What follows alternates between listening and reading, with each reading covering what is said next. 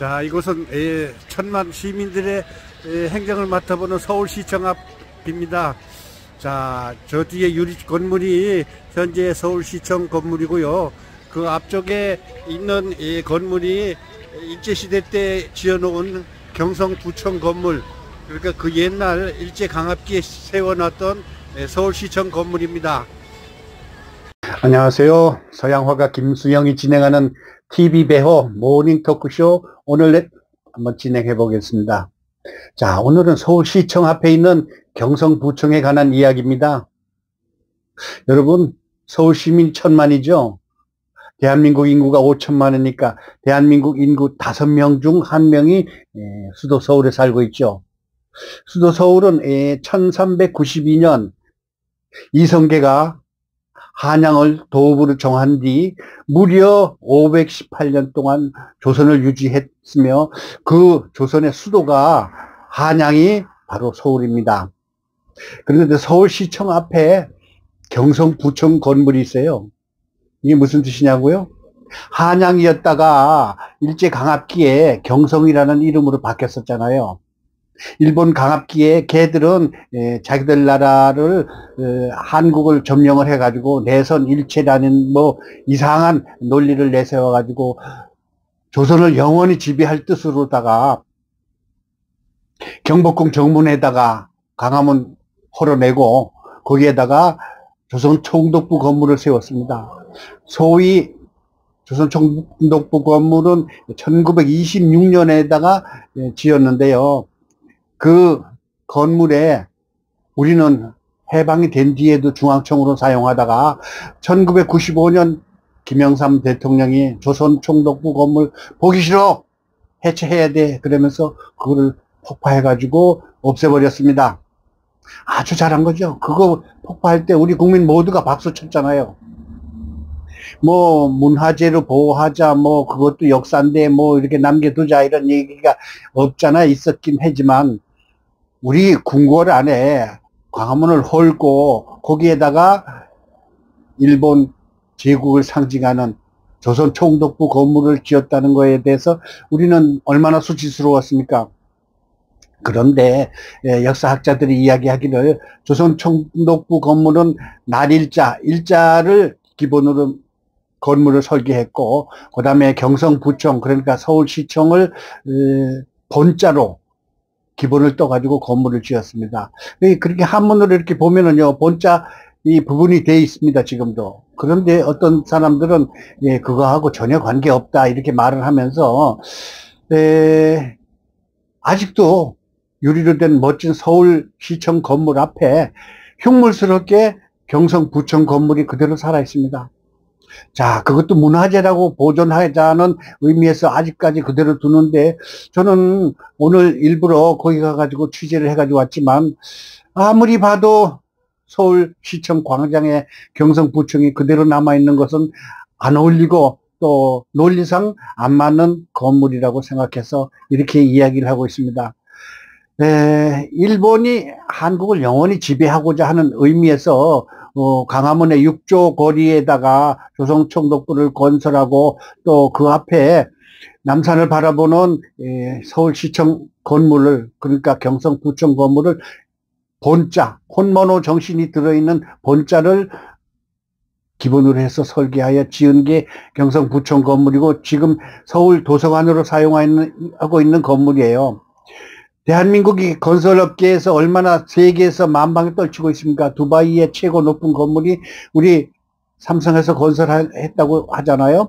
그렇듯이 우리가 건설업계에서 주름 잡고 있는데 대한민국 수도 서울 한복판에 아직도 일제강압기에 있는 건물을 그대로 사용하고 있어서 되겠습니까?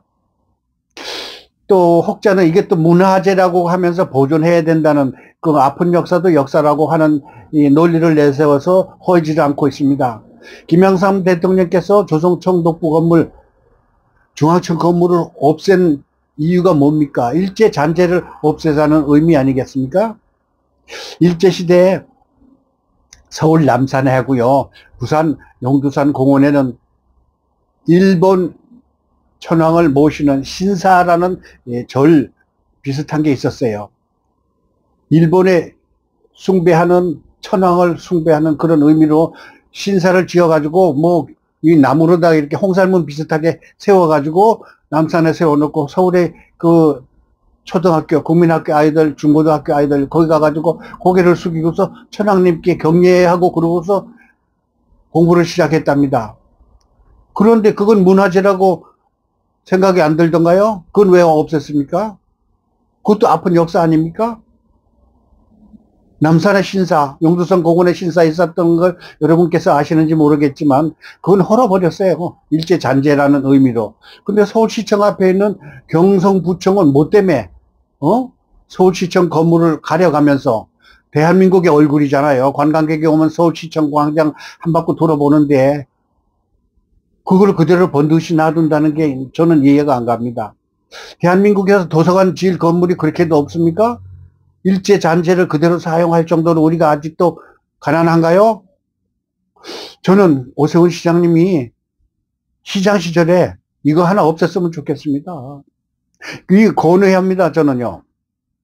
중앙청이 없앴듯이 서울시청 건물 그대로 사용하지 말고 도서관 그까짓 거 뭐 건물 하나 변두리에다 하나 뭐 번듯하게 새로 짓자고요. 문화재 이건 문화재가 아니라고 생각합니다. 아까 얘기했듯이 남산에 있는 신사를 헐어버릴 때는 무슨 의미로 헐어버렸으며 그것도 문화재라고 또 아픈 역사의 기록이라고 남겨두지 그랬습니까? 자, 우리가 북악산 아래 경복궁 정문에 조선총독부 건물을 없앴듯이 서울시에서도 이 경성부청 건물을 없애야 된다고 생각합니다.